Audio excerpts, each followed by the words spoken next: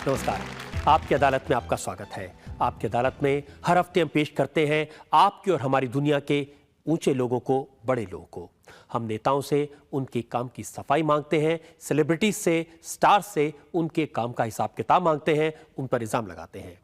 और जब कोई स्टार नेता बन जाता है, सियासत में उतरता है, तो मुकदमा और भी संगीन हो जाता है। पेश है आज का मुकदमा आपकी अदालत में। पाकिस्तान की तहरीक-ए-इंसाफ पार्टी के चेयरमैन इमरान खान आपकी अदालत में हाजिर हो। कार्रवाई शुरू हुई। मुकदमा शुरू होता है आपकी अदालत में। पहला इल्जाम इमरान खान पर। आपकी अदालत में इमरान खान पर इल्जाम है कि इनके डबल स्टैंडर्ड हैं। इमरान साहब, जो खबरें पाकिस्तान से यहाँ तक पहुँचती हैं उससे पता चलता है कि आजकल नौजवानों को बहुत उपदेश देते हैं, प्रीच करते हैं कैसे फैमिली वैल्यूज़ पर ध्यान देना चाहिए। ये बात सही है? कभी कभी। लेकिन आप जो लोगों को बताते हैं वो अपने ऊपर तो आपने इम्प्लीमेंट किया नहीं। जब आप नौजवान थे तब आपने क्या क्या हरकतें की थी, जब आप लंदन में रहते थे, उसका चिट्ठा तो लोगों को मालूम ही होगा। देखिए, इसलिए मेरी तरह का आदमी ज़्यादा बेहतर बता सकता है, क्योंकि जिसने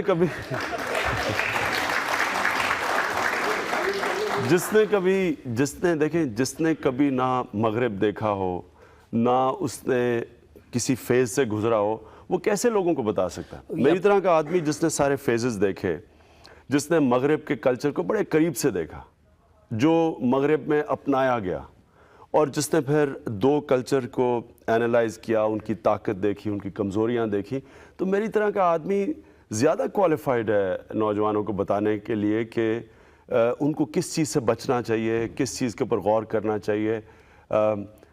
एक बंदरों की तरह किसी और कल्चर को कॉपी नहीं करना चाहिए। तो ये मेरे से मैं समझता हूँ नौजवान ज़्यादा सुनेंगे बजाय उसके जिसको पता ही नहीं मगरिब लेकिन क्या। आपको भी बताया था जब आप लंदन जा रहे थे 20 साल की उम्र में, तो आपकी माँ ने आपको कहा था कि बेटा ये जो गोरी मेम है इनसे दूर रहना। मेरी वालदा ने सिर्फ ये कहा था कि पाकिस्तानी औरत से शादी करना, और वो इसलिए उसने कहा था कि वो मेरी वालदा चाहती थी मैं पाकिस्तान में रहूं। उनको ये ख़तरा था कि अगर मैं इंग्लैंड में शादी करता हूं तो मैं अपना मुल्क छोड़ के इंग्लैंड इसलिए चला जाऊंगा क्योंकि मेरी बीवी पाकिस्तान में नहीं रह सकेगी। लेकिन हुआ ये कि हर रोज़ आपका जो घर है वो डिस्कोथीक बन गया था, एक तरह का लिविंग रूम। वहीं रहते थे, जो टी शर्ट पहनते थे उस पर लिखा होता था big boys play at night. मेरा कभी भी मेरा लिविंग रूम डिस्कोटेक कभी भी नहीं बना। और big boys play at night की टी शर्ट, वो असल में हम उन दिनों में वर्ल्ड सीरीज़ क्रिकेट खेलते थे कैरी पैकर की ऑस्ट्रेलिया में, वो हमें सबको उन्होंने वो नाइट क्रिकेट को प्रमोट करने के लिए उन्होंने टी शर्ट्स दी। लेकिन बहुत सारी ऐसी हरकतें थी जो टी शर्ट पर लिखी नहीं होती थी।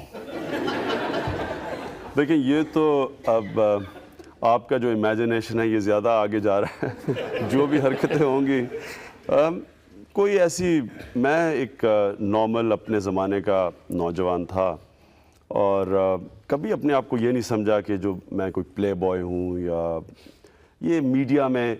देखिए ना, आपकी मजबूरी होती है, आप मीडिया में आपको प्रोजेक्ट करना होता है, आपको चैनल्स अपने लोगों को दिखानी होती हैं, अखबार बेचने होते हैं। ये खबरें छपती थी, आपको बहुत मज़ा आता था। मैं ये मैं कभी नहीं कहता कि मैं फरिश्ता था, लेकिन मैं कुछ तो माना वो नहीं कुछ तो माना। जी। बहुत सारे नाम आपके साथ ब्रिटिश मीडिया ने जोड़े थे, बहुत लंबी लिस्ट है। एमा सार्जेंट का नाम आपके साथ जुड़ा, लुलू ब्लेकर का नाम आपके साथ जुड़ा, सूसन का नाम आपके साथ जुड़ा, गोल्डी हॉर्न फिल्म स्टार का नाम आपके साथ जुड़ा, मेरी हल्किन का नाम आपके साथ जुड़ा। आपको याद आ रहे होंगे कि करके ये सब। लिजा कैम्बल का नाम आपके साथ जुड़ा, टीवी स्टार अनास्टेसिया कुक, एमटीवी की क्रिस्टीन बेकर। अब कुछ तो सच होगा अगर इतने सारे नाम दिए हैं तो। ये तो भी आपने थोड़े गिने हैं।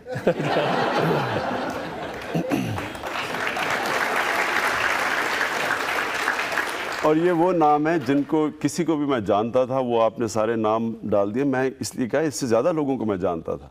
और इसी बिना पर जो कर्नल नसीम हैं पाकिस्तान क्रिकेट कंट्रोल बोर्ड के, उन्होंने कहा कि हर शाम इनकी एक नई लड़की के साथ गुजरती थी इमरान की। یہ کرنل نسیم اپنی فینٹیسیز میرے زیر رہنے کی کوشش کر رہے تھے. ان کی یہ فینٹیسی ہوگی. اس میں سچائی نہیں ہے. کوئی اور ٹھوس کوئی صحیح الزام لگائیں. یہ کیا الزام لگا رہے ہیں؟ عمران صاحب، یہ سب وہ الزام ہیں جو میڈیا میں آپ کے اوپر لگتے رہے، پاکستان کی میڈیا میں آپ پر لگتے رہے، برٹن کے میڈیا میں آپ پر لگتے رہے. میں ایک بیچلر تھا، زیادہ کرکٹ کھیلتا تھا، شادی نہیں تھی، اس میں اسپیکولیشن ہوتی تھی، کسی پارٹی میں چلا جاؤں، کسی سے نظر آ جاؤں. تو یہ ساری چیزیں جو آپ نے ناموں کی لسٹ دی ہے، اس کو کیا آدمی ڈیفینڈ کرے اپنے آپ کو. لیکن یہ بات اور یہ اتنی پرانی آپ باتیں کر رہے ہیں کہ میں تو بھول بھی چکا ہوں یہ سب چیزیں. کبھی نہ کبھی کسی کو تو یاد دلانا پڑتا ہے عمران صاحب. میرا تو ایک شادی سے پہلے کا فیز تھا جو میں بھول چکا ہوں. اس کے بعد شادی کے بعد کا فیز ہے، اس کو وہ مجھے یاد ہے. اس کے اوپر کوئی بات کرے. عمران صاحب، آپ کی کرکٹ کو لے کر ہمارے پاس الزام ہیں، ان پر بات کریں گے ایک چھوٹے سے بریک کے بعد میں. یہ مقدمہ جاری رہے گا ایک چھوٹے بریک کے بعد.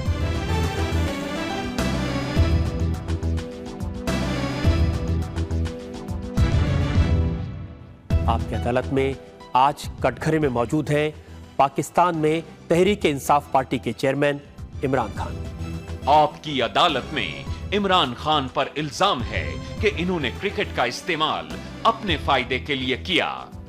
عمران صاحب، یہ صحیح ہے کہ کرکٹ نے آپ کو سپر سٹار بنایا، جنتا نے آپ کو بہت پیار دیا، نوجوانوں نے ایک طرح سے گاڈ آف کرکٹ، خدا سمجھا آپ کو، لیکن آپ نے کرکٹ کے لیے کیا کیا؟ کرکٹ کے لیے جب میں پلیئر تھا کوشش کی ٹیم کو جتانے کے لیے. جب میں کیپٹن بنا تو مجھے بڑا فخر ہے اس چیز میں کہ پاکستان ٹیم جب میں چھوڑ کے گیا تو پاکستان کی بہترین ٹیم تھی اور وہ ورلڈ کپ جیتنے والی ٹیم تھی. اور جو وہ 92 کے بعد ٹیم تھی وہ دنیا میں اس وقت نمبر 1 ٹیم، ٹیلنٹ کے اندر وہ دنیا کی نمبر 1 ٹیم تھی. لیکن جو آپ کے ساتھ کھیلتے تھے انہوں نے کہا کہ عمران خان نے کرکٹ میں جو اپنا کریئر تھا اس کا استعمال صرف اپنے آپ کو اسٹیبلش کرنے کے لیے کیا، اپنا ڈومینیشن کرکٹ پر بڑھانے کے لیے کیا. میں نے 1987 کے اندر میں نے اپنی ریٹائرمنٹ اناؤنس کر دی تھی اور اس کی وجہ یہ تھی کہ میرا جو آگ تھی، جو جنون تھا کرکٹ میں، وہ ختم ہو گیا تھا. یعنی کہ وہ اس سطح پہ نہیں تھا. تو میں نے سوچا کہ میں اپنی پیک پہ چھوڑوں بجائے اس کے کہ مجھے کوئی نکال دے ٹیم سے. میں جب پیک پہ ہوں تو میں کرکٹ چھوڑوں. اس کے بعد جنرل ضیاء نے مجھے پبلکلی ریکویسٹ کی کہ ٹیم کے اندر واپس آؤ، ٹیم کو ضرورت ہے. تو میں پھر ٹیم کے لیے واپس آیا اور اس کے بعد پھر میں کرکٹ چھوڑنے کا سوچ رہا تھا، لیکن تب تک میں نے کینسر ہاسپٹل کا پروجیکٹ شروع کیا. تو کینسر ہاسپٹل کے پروجیکٹ کے جو ڈاکٹرز تھے انہوں نے، جو ہمارے ساتھ بورڈ آف گورننس تھے، ان سب نے مجھے کہا کہ اگر آپ کرکٹ سے اس وقت نکل جائیں گے تو آپ اس ہاسپٹل کو بنا نہیں سکیں گے، کیونکہ اس کے لیے آپ کو پبلک آئی میں رہنا ہے، آپ کو پیسے اکٹھے کرنے ہیں، اور اگر آپ کے پاس آپ پبلک آئی سے نکل گئے تو ہم ہاسپٹل کے لیے جو اتنا زیادہ 70 کروڑ روپیہ اکٹھا کرنا تھا آپ نہیں کر سکیں گے. لہٰذا اس کے بعد میں صرف کرکٹ کھیلا کینسر ہاسپٹل کے لیے. جاوید میاں کی کتاب ہے آٹوبایوگرافی، اس میں انہوں نے لکھا ہے کہ جو پلیئرز ہیں انہوں نے عمران صاحب کا نام میٹر رکھ دیا تھا، یعنی وہ میٹر جو صرف پیسے سے چلتا ہے. ایکچولی تو الٹا ہوا بات یہ جو آپ کہہ رہے ہیں میٹر کی، کہ اصل میں تو وہ ٹیم جو 3-4 لڑکے تھے اس میں جو جن کو پیسے کی لالچ کئیوں کو زیادہ ہوتی ہے کئیوں کو کم ہوتی ہے، ان کا یہ خیال تھا کہ ورلڈ کپ میں جو لوگوں نے خوشی میں پیسے دینے تھے ٹیم کو، وہ ٹیم کے پیسے میں ہاسپٹل میں نہ لے جاؤں. 2 انہوں نے الزام لگائے ہیں. ایک تو الزام یہ کہ جب میچ ختم ہوا تو جو جیتی خوشی تھی، جو خمار تھا، اس میں آپ نے استعمال کیا اپنے کینسر ہاسپٹل کو پبلسٹی دینے کے لیے. اس وقت جو آپ نے اسپیچ دی اس میں کہا کہ مجھے کینسر ہاسپٹل کے لیے مدد چاہیے. اس میں تو مجھے کوئی شرم ہے ہی نہیں، کیونکہ میں تو آپ کو عرض کی کہ میں تو کھیل ہی ہاسپٹل کے لیے رہا تھا، اور ہاسپٹل میری ذات کا ہاسپٹل تو نہیں تھا، پاکستان کے لیے، پاکستان کا واحد کینسر ہاسپٹل بننا تھا. تو میں تو اپنے ملک کے لیے کر رہا تھا. تو مجھے تو اس میں کوئی شرم نہیں کہ میں نے پبلسٹی دی. میں نے تو 2 سال سے پبلسٹی دے رہا تھا. میں تو جب کوئی پرائز جیتتا تھا میں وہ اپنے ہاسپٹل کو دیتا تھا. مثلا آسٹریلیا میں 2-3 سال پہلے کرکٹر آف دا ایئر بنا پاکستان ٹیم کے لیے کھیلتے ہوئے. تو جان کے میں نے کرکٹر آف ایئر کا جو گاڑی کا ایوارڈ تھا وہ ہاسپٹل کو ڈونیٹ کیا، اس کو پروجیکٹ کرنے کے لیے. آپ اپنے ایوارڈ ہاسپٹل کو دے دیں، کسی کو آپتی نہیں تھی، لیکن जो प्लेयर्स हैं उनको लगा कि जब लौट रहे थे वापस सिंगापुर में रुके, सिंगापुर के एम्बेसडर ने एक चेक दिया, वो पूरी टीम के लिए चेक होना चाहिए था, आपने उसको भी हॉस्पिटल में लगा दिया। जब मुझे ये ख्याल हुआ कि कई हमारे खिलाड़ियों में ये खदशा है कि मैं टीम का पैसा हॉस्पिटल में लगा रहा हूँ, तब मैंने फैसला किया उसके बाद क्रिकेट ख़त्म करने का, क्योंकि उसके बाद मेरी तो फोकस हॉस्पिटल था और मैं तो क्रिकेट खेल ही रहा था और ये अनाउंस करके खेल रहा था हॉस्पिटल के लिए। तो इसमें तो कोई, लेकिन ये कहना कि मैं लड़कों का पैसा हॉस्पिटल में लगाऊं, ये तो कभी किसी सूरत में नहीं कर सकता था। और ये जो आप सिंगापुर की बात कर रहे हैं, वो एम्बेसडर अभी भी है, अब सिंगापुर में नहीं है, इस्लामाबाद में है, उसने पैसे ही हॉस्पिटल के लिए इकट्ठे किए थे। लेकिन लड़कों को इंप्रेशन ज़रूर लगा कि वो पैसा टीम के लिए था। कई लड़के लालची होते हैं और उनको ये पैसे के भूखे होते हैं। मैं ये कहूँगा बदकिस्मती ये है कि उन्होंने अपनी लालच के अंदर ये समझा कि मैंने उनका पैसा हॉस्पिटल को दिया, बिल्कुल गलत था। उन्होंने अपनी किताब में ये भी लिखा है कि आपने बोर्ड ऑफिशियल्स के साथ मिल करके उनको क्रिकेट की कैप्टनशिप से हटवा दिया। ना मैं बोर्ड में ऑफिशियल थी, ना मैं बोर्ड का मेंबर था, क्या मैं बोर्ड को कह के उसको कैप्टन हटा सकता था? ये भी एक पैरानोया था और ये बदकिस्मती है कि मियां दाद ने इस तरह की बातें लिखी। हालांकि मेरे साथ मिल के वो हमारी बड़ी ज़बरदस्त हमारा कॉम्बिनेशन था, जावेद की बड़ी ज़बरदस्त परफॉर्मेंस है टीम में, लेकिन ऐसी बातें लिखना, मैं हैरान हूँ कि उसने किताब में ऐसी एक बड़ी उन्होंने स्पेसिफिक बात लिखी है कि इमरान खान ने हमारी टीम को तोड़ने की कोशिश की। जब आप कैप्टन थे तो आपने एक पार्टी की लंदन में, उस पार्टी में आपने 3 लोगों को नहीं बुलाया, जावेद मियांदाद को, रमीज़ राजा को और सलीम मलिक को, इनको छोड़ करके बाकी सारी टीम को आपने बुलाया। देखें ना, ये भी एक छोटा पान है अगर इस तरह भी कोई सोचे कि टीम इस तरह टूट जाती है कि पार्टी में 4 लड़के कोई चले जाएं, किसी और पार्टी में तो टीम टूट जाती है उससे। लेकिन आज आप मानते हैं कि आज के क्रिकेटर्स में, चाहे वो हिंदुस्तान में हो या पाकिस्तान में, क्रिकेटर्स का ज़्यादा ध्यान एंडोर्समेंट पर, एडवर्टाइजमेंट पर रहता है बजाय इसके कि खेलने पर? अगर प्रोफेशनल क्रिकेटर है तो अगर वो एडवर्टाइजमेंट्स कर रहा है, स्पॉन्सरशिप कर रहा है, लेकिन अगर वो अपनी क्रिकेट के ऊपर भी फोकस्ड है तो इसमें तो कोई हर्ज नहीं है। सौरव गांगुली ने 5 दिन टेस्ट मैच नहीं खेला ये कह करके उनको चोट लगी हुई है, लेकिन मुंबई में वो थे और किसी ऐड की शूटिंग कर रहे थे। देखिए, अब ये क्रिकेटर्स को ऐसे इल्ज़ामात तो लेने पड़ते हैं। मुझे याद है, मैं जब पहली दफ़ा हिंदुस्तान आया क्रिकेट टूर के साथ, तो मुझे यही रिब इंजरी हो गई और मैं अपनी तब सब पीक पे था, यानी कि जब अपनी सबसे तेज़ तरीन बॉलिंग कर रहा था। तो क्योंकि मैं खेल नहीं सका तो मेरे ऊपर ऐसे इल्ज़ामात लगे कि जनाब ये रात पार्टीज़ कर रहा था, ये हिंदुस्तानी एक्ट्रेसेस के साथ इसके दोस्ती थी, ज़ीनत अमान के साथ आपका नाम जुड़ा, वगैरह वगैरह। तो उससे मुझे इतना मैं हैरान रह, खैर तब मैं, अब तो पॉलिटिक्स में रह के अब इंसान को किसी किस्म की तनकीद का फ़र्क पड़ता नहीं है, लेकिन उन दिनों में मैं अभी भी मैं हैरान रह गया जिस तरह की चीज़ें लिखी गई कि लोगों ने कहा हमने खुद उसे पार्टी पे देखा, सुबह के 5 बजे तक जागा हुआ था, शराब पी रहा था, हालांकि मैंने ज़िंदगी में कभी शराब नहीं पी। तो इस तरह के इल्ज़ामात लगते हैं, स्पोर्ट्समैन को फेस करना पड़ता है। आप जब अच्छा करते हैं, आप चाहे सारी रात जागे रहें, पार्टीज़ करें, वो सब कुछ भूल जाता है लोगों को। जब आप बुरा करते हैं, आपने चाहे कोई गलत काम किया हो या ना किया हो, वो इल्ज़ामात लग जाते हैं। ये स्पोर्ट्समैन को फेस करना पड़ता है। और जब इल्ज़ाम ऐसे लोगों से लगते हैं जो अपने साथी रहे हो, अपने कुलीग रहे हो, तब कैसा लगता है? कई दफ़ा इसका ये जो आपने मुझे भी, मैंने जावेद की किताब नहीं पढ़ी, लेकिन ये जो आपने चीज़ें बताई हैं, ज़ाहिर है इसका अफसोस होता है, क्योंकि एक आपके साथ कोलीग 15-17 साल क्रिकेट खेलता है और वो इस तरह की छोटी बातें लिखता है, तो इसका तकलीफ़ होती है। लेकिन खैर, इंसान को एक्सेप्ट करना पड़ता है, हर इंसान की अपनी सोच है। एक और आपके साथी रहे हैं सरफराज नवाज़, वो तो लगातार आप पर कोई ना कोई इल्ज़ाम लगाते रहते हैं। उसकी देखिए, एक कुरान शरीफ में एक आयत है, हमारी किताब जो है मुसलमानों की, उसमें आयत है कि अल्लाह ने इंसान को अशरफुल मखलूक़ात पैदा किया, यानी कि सब मखलूक से अजीम। लेकिन जब वो इंसान गिरता है तो वो जानवरों से भी नीचे चला जाता है। ये जानवरों से नीचे चला गया सरफराज नवाज, इसके लिए ऊपर मैं नहीं आगे बात करता। उन्होंने हाल ही में इल्ज़ाम, तो वो आपके ऊपर 10 साल से लगा रहे हैं, लेकिन हाल में उन्होंने 2 इल्ज़ाम लगाए हैं जिनका जिक्र करना चाहता हूँ। एक तो उन्होंने कहा कि जितना पैसा आपने हॉस्पिटल के लिए इकट्ठा किया, उसमें से 10 हॉस्पिटल बन सकते थे आपने बनाया एक और 9 का गायब। इसका मतलब ये अपना जहन जो इसका है ना वो बता रहा है। इसका मतलब ये है कि अगर ये हॉस्पिटल बनाने के लिए पैसे इकट्ठे करता, इसने 10वां हिस्सा हॉस्पिटल में लगाना था, बाकी खुद रख लेना था। वो आपने वो अंग्रेजी में एक्सप्रेशन सुना है ना कि it takes a thief to catch a thief, मतलब कि चोर की सोच चोर की तरह होती है। तो वो अपनी तरह, क्योंकि वो चोर की तरह सोच रहा होता है तो वो फिर उसकी मूव्स कर सकता है। तो ये अपनी सोच बता रहा है कि इसकी क्या सोच थी। एक और इल्ज़ाम उन्होंने लगाया, उन्होंने कहा कि आपने जो हॉस्पिटल बनाया ये इसलिए बनाया कि जो जूइश फार्मास्यूटिकल कंपनीज़ हैं, जो आपके फॉर्मर इन लॉज की कंपनीज़ हैं, वो कुछ एक्सपेरिमेंट्स करना चाहती थी कैंसर की दवाएं बनाने के लिए। वो इंसानों पर वो एक्सपेरिमेंट हों और वो आपके हॉस्पिटल में हो, इसलिए इस हॉस्पिटल पर इतना पैसा खर्च किया गया। मैंने कहा ना कि जानवरों की सतह से नीचे जा चुका।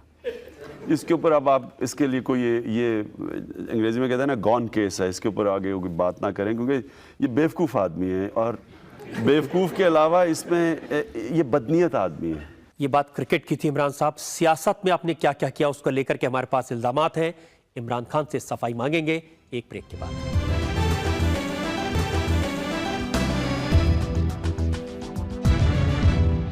आपकी अदालत में आज हम मुकदमा चला रहे हैं तहरीक इंसाफ पार्टी के चेयरमैन इमरान खान पर। आपकी अदालत में अगला इल्जाम इमरान खान पर। आपकी अदालत में इमरान खान पर इल्जाम है कि ये सियासत में फेल हो गए। इमरान साहब, जब आप हॉस्पिटल के लिए पैसा मांगने निकले थे तो बेइंतहा सपोर्ट मिली थी आपको। बच्चों ने, नौजवानों ने, बूढ़ों ने, माताओं ने बहुत सपोर्ट दी थी, बहुत पैसा दिया था। उस पैसे का इस्तेमाल किया, आपने हॉस्पिटल बनाया, बड़ा ज़हीन काम किया, लेकिन आपको गलतफहमी हो गई कि उस देश की जनता ने आपको अपना लीडर स्वीकार कर लिया। और फिर जब आपने पार्टी बनाई तो वो तहरीक इंसाफ के बदले वो तहरीक साफ पार्टी हो गई। देखें, मेरी जो यूनिवर्सिटी में डिग्री थी वो थी पॉलिटिक्स में, तो यानी कि मैं कोई इतना बेवकूफ़ या नाइव पॉलिटिशियन नहीं था कि जब मैं एक नहीं, जो आपकी डिग्री थे, जब आपने पढ़ाई कर रहे थे, वो मैंने स्टडी किया है, आपको सबसे कम नंबर मिले थे पॉलिटिकल साइंस में।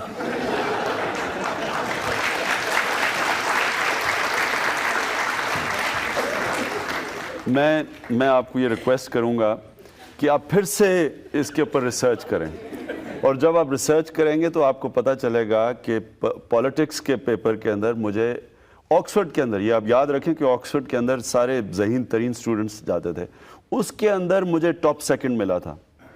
ऑक्सफोर्ड के अंदर पॉलिटिक्स, इकोनॉमिक्स के अंदर मुझे थर्ड सेकंड और इकोनॉमिक्स में थर्ड। इकोनॉमिक्स में कम।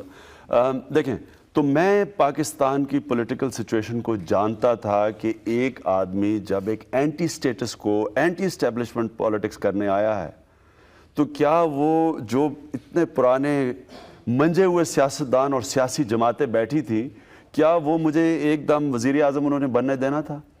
और क्या आप एक पॉलिटिकल ऑर्गेनाइजेशन के बगैर वज़ीर आज़म बन सकते हैं? एक नई पार्टी आके इस तरह स्वीप कर सकती है? तो मुझे कभी कोई गलत फहमी नहीं थी। इमरान साहब, इतनी बुरी हालत, आप 9 सीट पर चुनाव लड़े, 7 सीटों पर आपकी जमानत जब्त हो गई। आप ये हैरान होंगे कि एक इलेक्शन से एक हफ्ता पहले मेरी स्टेटमेंट थी कि हमें मैक्सिमम 3 सीटें मिलेंगी और मिनिमम 0 मिलेंगी। ये मेरी अपनी स्टेटमेंट थी। हालांकि ये मुझे ये कहनी नहीं चाहिए थी, क्योंकि इससे हमारी पार्टी डिमोरलाइज हो गई, लेकिन मैं अपनी पार्टी को बताना चाहता था, क्योंकि मैं इसी वजह से डूब गई आपकी पार्टी, क्योंकि आपने इस वजह से नहीं डूबी, क्योंकि मैं कैंपेन कर रहा था, मैं उस वक्त पब्लिक में था, मुझे पता था कि पॉलिटिकल ऑर्गेनाइजेशन के बगैर आप वोट नहीं, आपके अगर वोट बैंक है भी उसको आप इकट्ठा नहीं कर सकते। दूसरी चीज़ ये थी कि एस्टेब्लिशमेंट के खिलाफ आज तक पाकिस्तान में कोई इलेक्शन नहीं जीत सका। जब एस्टेब्लिशमेंट एक पार्टी के साथ खड़ी हो जाती है, आज तक हमारी तारीख में उसको कोई नहीं हरा सका। उस वक्त मैं मान लेता हूँ आपकी पार्टी नई थी, आपने जितनी सीटें लड़ी सारी की सारी सीटें हार गए, लेकिन जब 2001 में इलेक्शन हुए तब भी आपकी पार्टी को 0.8% वोट मिले सिर्फ। बिल्कुल ठीक है, और मैं समझता हूँ कि ये भी बड़ी अचीवमेंट थी, और उसकी वजह ये है कि देखें, हम अपने दूसरी इलेक्शन में हमने जनरल मुशर्रफ को उनके 3 साल में 2.5 साल हमने उनकी सपोर्ट की, کیونکہ ہم سمجھے کہ جنرل مشرف نے جو 7 پوائنٹ اپنا ایجنڈا دیا تھا وہ ہمارا ایجنڈا تھا، تو ہم نے ان کی سپورٹ کی. اور جب آخر میں ہمیں یہ پتہ چلا کہ جنرل مشرف بھی وہی سٹیٹس کو بحال کر رہے ہیں جس کے خلاف ہم لڑ رہے تھے، تو ہمارے راستے الگ ہو گئے. لیکن جب راستے الگ ہوئے تو الیکشن سے 3 مہینے پہلے جب راستے ہمارے الگ ہوئے تو نہ ہم پرو مشرف پارٹی رہے اور نہ اپوزیشن پارٹی رہے. اور پھر اسٹیبلشمنٹ کے خلاف 3 مہینے پہلے جانا، الیکشن سے صرف 3 مہینے پہلے، تو ہم تو پھر سروائیول کی ہم نے جنگ لڑی. یاد رکھیں کہ پی ایم ایل این جو پنجاب کی سب سے بڑی پارٹی اور پاکستان کی سب سے بڑی پارٹی تھی، جس کی 2/3 میجورٹی تھی پارلیمنٹ میں پہلے، اس کو صرف 13 سیٹیں ملی کیونکہ اسٹیبلشمنٹ کے خلاف جب وہ کھڑے ہوئے تو اسٹیبلشمنٹ نے ان کو وائپ آؤٹ کر دیا. تو ہم تو ابھی نئی پارٹی تھے ان کے آپ کو اگر مقابلے. سیاست کرنی تھی، آپ کو اتنے سارے موقع ملے تھے. جب ضیاء الحق صاحب پریزیڈنٹ تھے پاکستان کے، انہوں نے آپ کو آفر دی تھی؟ جی، انہوں نے 1988 میں مجھے منسٹرشپ کی آفر دی تھی. اگر سیاست کرنی تھی تو اس سمے منسٹر بن جاتے. تو مجھے تو جنرل مشرف نے پرائم منسٹرشپ کی آفر دی تھی. خود انٹرویو میں کہا ہے کہ عمران میرا پرائم منسٹر کا نامنی تھا اگر وہ مجھے جوائن کر جاتا. تو دیکھیں، فیلڈ پولیٹیشن آپ نے بات کی. کامیاب پولیٹیشین اور فیلڈ پولیٹیشین میں کیا یہ فرق ہے کہ وہ اپنا ضمیر بیچ دے، اپنے نظریے سے ہٹ جائے، پاور پولیٹکس کرے؟ تو وہ تو بڑا آسان ہے کامیاب ہونا. میں آج وزیر اعظم ہوتا پاکستان کا، اگر میرا مینیفیسٹو اور نظریہ نہ ہوتا تو آج وزیر اعظم بن جاتا. آپ کو لگتا ہے کہ مشرف صاحب کے ساتھ کھڑے ہونا آپ کی غلطی تھی؟ بالکل غلطی اس لیے تھی کہ ہم نے یہ سمجھا کہ جنرل مشرف ایک ملک میں تبدیلی چاہتے ہیں جس طرح ہم چاہتے تھے. لیکن جب نظر آیا کہ وہ بھی وہی سٹیٹس کو کی اور وہی پولیٹکس کر رہے ہیں جو پہلے چل رہی تھی، تو غلطی اس لیے سمجھتا ہوں کہ ہم اگر پہلے سے اپوزیشن میں چلے جاتے تو ہماری بہتر تیاری ہونی تھی الیکشن کے آنے تک. آپ کو یہ نہیں لگتا کہ آپ ایک شریف انسان ہیں اور شریفوں کا پولیٹکس میں کوئی کام نہیں ہے؟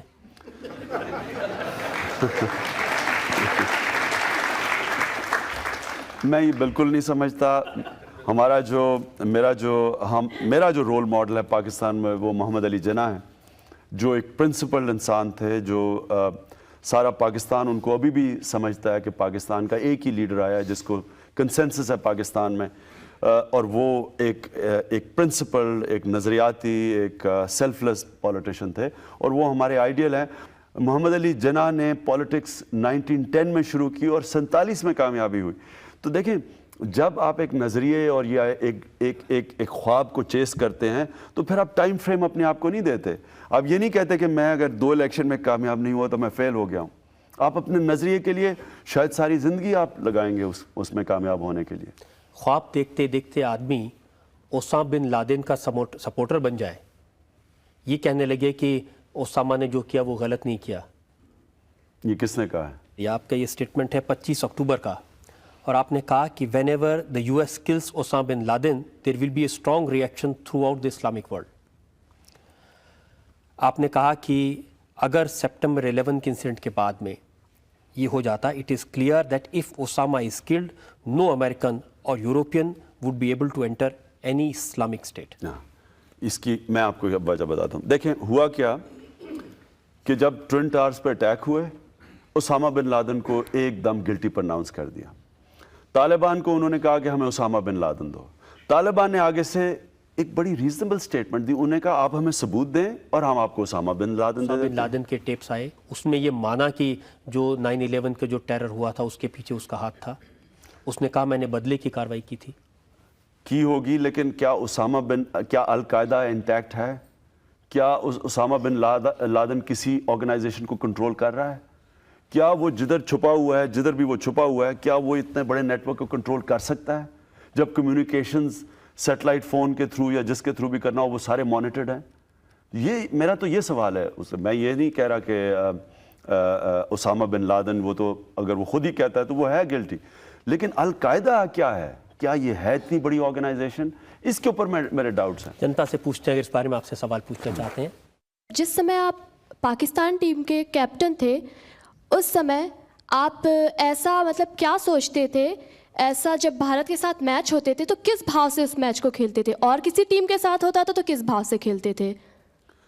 دیکھیں، بھارت کے خلاف تو میں پورا زور لگاتا تھا اور پوری کوشش کرتا تھا کہ شکست دوں آپ کی ٹیم کو، لیکن یہ آپ ہمیشہ یہ یاد رکھیں کہ کبھی یہ کوئی دشمنی نہیں ہوتی تھی، یہ ایک ہیلدی کمپٹیشن ہوتی تھی، ایک مقابلہ ہوتا تھا، کیونکہ پبلک اتنا انٹرسٹ تھا اس میچز میں، ہمیں پتہ تھا کہ سارا ہندوستان اپنی ٹیم کے ساتھ کھڑا اور ہمارا سارا ملک اپنی ٹیم، تو ظاہر ہے پورا زور لگانا تھا میں نے۔ لیکن بھارت کے خلاف جب کھیلتے تھے تو ڈر بھی ہوتا ہوگا اگر ہار کے واپس لوٹے تو پبلک مارے گی بہت۔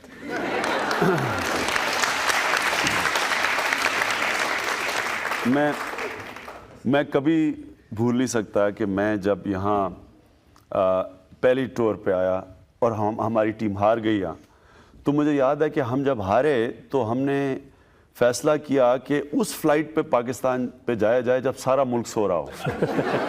تو ہم نے چن کے صبح کے 4 بجے کی ایک فلائٹ تھی، وہ چن کے ہم نے دلی سے پکڑی اور چن کے پہنچے۔ تو کوئی ایئرپورٹ پہ نہیں تھا، صرف کسٹم آفیشلز تھے اور امیگریشن آفیشلز۔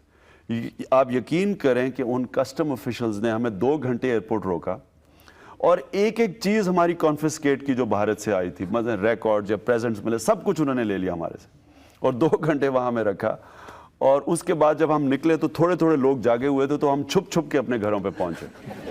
اور اس کے بعد مجھے یاد ہے کہ ہم جب جیت کے گئے بھارت سے، وہ 8 سال کے بعد سیریز میں یہاں، تو اسی ایئرپورٹ کے اوپر ہم پہنچے، وہاں 1.5 لاکھ آدمی ایئرپورٹ کے آیا ہوا تھا ریسیو کرنے، 5 میل تک لوگ کھڑے تھے سڑکوں پر ریسیو کرنے کے لیے، اور انہی کسٹم آفیشلز نے کندھوں پہ ہمیں اٹھا کے لے کے گئے۔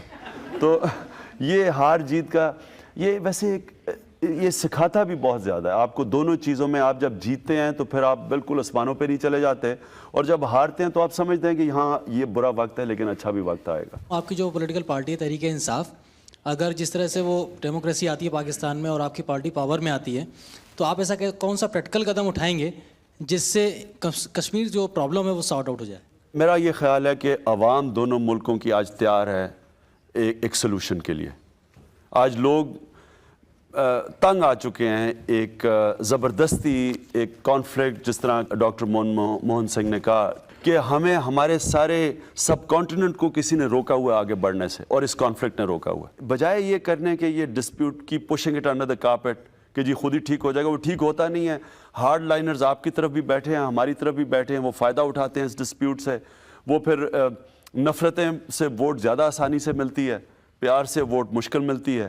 تو جو نفرتیں پھیلانے والے ہیں وہ فائدہ اٹھاتے ہیں ایک ڈسپیوٹ کا، اور کسی ٹائم پہ بھی یہ پھر ایک وہ سچویشن آ جاتا ہے جس طرح ابھی حال ہی میں آیا تھا کہ 2 نیوکلیئر آرم ملک کی فوجیں بارڈرز پہ بیٹھی ہیں ایک دوسرے کی طرف، اور ہم سارا بر صغیر اس کا ہاسٹیج ہے۔ تو میں سمجھتا ہوں کہ اس ڈسپیوٹ کو ضروری ہے ہمیں حل کرنا۔ اس کا حل نکالا کرکٹ نے، جس کو کرکٹ ڈپلومیسی کہتے ہیں۔ جب کرکٹ کھیلی دونوں ملکوں نے تو دونوں ملک کتنے قریب آئے؟ جو میں نے اس سیریز میں دیکھا، میں یہ نہیں سمجھتا کہ میں اپنی زندگی میں سمجھتا تھا یہ دیکھوں گا۔ یعنی کہ پاکستان ہارتا ہے پاکستان کی گراؤنڈ کے اوپر، ہندوستان کے اسپیکٹیٹرز ہندوستان کے جھنڈے پکڑ کے پھر رہے ہیں، اور پاکستان کراؤڈ ان کو چیئر کر رہا ہے، اور اور پھر وہ جو یہاں سے آپ کے شائقین گئے، ان کو لوگوں نے جس طرح لاہور میں خاص طور پہ بڑے ہندوستان سے اسپیکٹیٹرز آئے، ان کو لوگوں نے مفت کھانے کھلائے، کہ ان سے پیسے نہیں لیتا تھا، ریسٹورنٹس میں لوگ ان سے۔ تو یعنی کہ یہ ایک پبلک میں ایک ڈیزائر ہے، ایک خواہش ہے کہ یہ دونوں ملک اکٹھے ہوں اور یہ جھگڑا ختم ہو۔ صرف مجھے ایک افسوس ضرور ہوا کہ ہمارے جو کرکٹرز تھے انہوں نے اتنی زیادہ ہاسپٹیلٹی دکھا دی ہندوستان ٹیم کو کہ آرام سے اتنی بری طرح ہار گئے، اس کا ضرور افسوس ہوا۔ لیکن میں یہ ضرور کہوں گا کہ ایک عجیب ہم نے سناریو دیکھا، اور لگا ایسے کہ لوگ اب تبدیلی چاہتے ہیں، پبلک ایک تبدیلی چاہتی ہے، اب لیڈرشپ کے اوپر ہے کہ وہ کسی طرح اس مسئلے کو حل کرے۔ عمران صاحب، ہم نے کرکٹ کی بات کی، سیاست کی بات کی، آپ کی ذاتی زندگی کو لے کر بہت سارے سوالات ہیں۔ عمران خان پر جنتا کا مقدمہ جاری رہے گا بریک کے بعد۔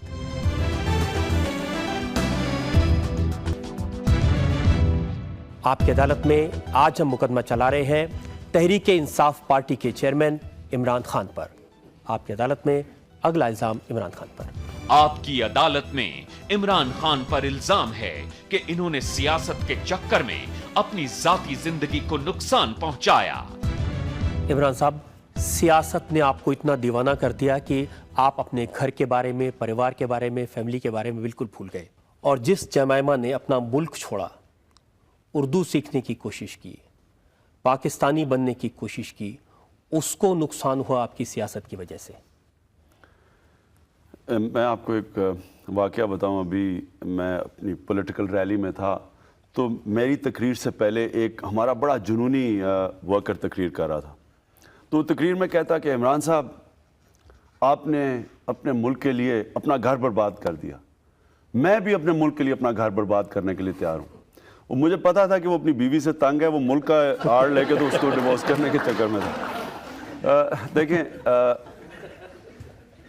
इसमें कोई शक नहीं कि जब मैंने पॉलिटिक्स की वजह से मेरी शादी को नुकसान हुआ। लेकिन जब मैं पॉलिटिक्स में जा रहा था, तो मेरा तब ये ख्याल था कि जमाइमा मेरे साथ मिल के पॉलिटिक्स करेगी, यानी कि वो भी एक इक्वल पार्टनर रहेगी पॉलिटिक्स के अंदर। लेकिन बदकिस्मती ये हुई कि जब मैंने पॉलिटिक्स शुरू की, तो जो मेरे अपोनेंट्स थे, जो मेरे पॉलिटिकल अपोनेंट्स थे, उन्होंने, क्योंकि मुझे अल्लाह ने एक स्टेचर दिया था पाकिस्तान में और मेरी क्रेडिबिलिटी थी, क्योंकि वो मुझे अटैक नहीं कर सकते थे, उन्होंने सारा अटैक जमाइमा पे किया। आपकी वजह से उनके जू होने को इशू बनाया गया। उन्होंने मेरी शादी को एक ज़ायनिस्ट लॉबी का हिस्सा बना दिया। एक वो उसको अटैक किया, फिर उसके ऊपर बाद में टाइल्स का केस एक गवर्नमेंट ने करवा दिया मुझे एम्बैरस करने के लिए। फिर उसको कहा कि वो सलमान रुश्दी की स्टूडेंट थी, क्योंकि उसकी डिग्री में किताब थी। सारा वक्त उन्होंने उसके ऊपर अटैक रखे। उसका ये नतीजा हुआ कि वो बिल्कुल मेरे साथ पॉलिटिक्स में हिस्सा नहीं ले सकती थी। हमें उसको पॉलिटिक्स से पीछे रखना पड़ा। जब वो पीछे रखा गया, तो जाहिर है मेरा जितना टाइम हम इकट्ठा गुजारना चाहिए था, वो नहीं हम गुजार सके। और जो क्रॉस कल्चर मैरिज होती है, उसके अंदर आपको बाकी शादियों से ज़्यादा वक्त देना चाहिए। और क्योंकि मेरी जो मेरी पॉलिटिकल लाइफ थी, उसकी वजह से बजाय ज़्यादा कम और वक्त दिया मैंने, और जाहिर उससे नुकसान हुआ शादी को। तो आज आपको क्या लगता है, आपको सियासत नहीं करनी चाहिए थी या ये वाली शादी नहीं करनी चाहिए थी? देखें, इंसान की एस्पिरेशंस होती हैं। मैं एक वो इंसान रहा हूँ हमेशा जिसको कुछ ना कुछ जुनून रहा। क्रिकेट का जुनून 9 साल की उम्र में शुरू हुआ, फिर 9 साल हस्पताल का जुनून रहा जब मेरी वालदा को कैंसर हुई और उससे उनकी वफ़ात हुई। तो एक पॉलिटिक्स का मैं पॉलिटिकल करियर तो ढूंढ नहीं रहा था। मैंने जब ये फ़ैसला किया कि पाकिस्तान में अगर हम तब्दीली चाहते हैं, तो ये तब्दीली सिर्फ पॉलिटिकल चेंज से आ सकती है। दुनिया के अंदर कोई माशरा स्वाय पॉलिटिकल चेंज की तब्दीली नहीं किसी माशरे में आई। तो जब ये इसका फ़ैसला किया, तो ये फिर एक जुनून, ये एक एम्बिशन, एक ख्वाब बन गई। तो अगर मैं अपनी पॉलिटिक्स या जो भी मेरा ये जो जुनून है, ये छोड़ के और शादी को तवज्जो दे के और इंग्लैंड में जाके बैठ जाता, तो सवाल ये पूछना है कि क्या शादी फिर चल जानी थी? क्योंकि जमाइमा ने एक जुनूनी से शादी की थी, उसमें मुझे जो शायद उनको मालूम था कि आप में ये जुनून है और आप सारा वक्त सियासत पे लगाने वाले हैं। नहीं, उसको ये तो पता था कि मैं कमिटेड हूँ अपने जो मेरी जो ड्रीम है, जो एम्बिशन है, उसे पता था कि मैं कमिटेड हूँ। और वो भी ये जानती थी कि अगर मैं ये छोड़ दूंगा तो क्या ये शादी कामयाब हो जाएगी। उसको भी ये पता था कि मैं इंग्लैंड में तो रह नहीं सकता, क्योंकि मैं पाकिस्तान के अलावा तो जब हमारी शादी हुई थी तो हमें पता ये था कि पाकिस्तान में हम रहेंगे। तो जब वो पाकिस्तान में मेरी पॉलिटिकल लाइफ की वजह से नहीं रह सकी, तो फिर हमारी शादी नहीं चल सकती थी। या आज आपको ये लगता है कि अगर किसी पाकिस्तानी लड़की से ही शादी करते, सेटल होते, तो बेहतर होता, शायद सियासत का जुनून ज़्यादा कामयाब होता?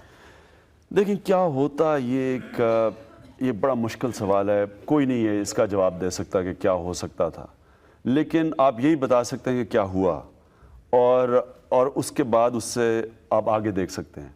ہاں یہ ضرور ہے کہ اب میں کبھی شادی کروں گا تو یہ دیکھوں گا کہ وہ عورت کیا پولیٹکس کے اندر جو میری پولیٹیکل لائف ہے اس میں کیا وہ اسے آئیڈینٹیفائی کرے گی, کیا اس کا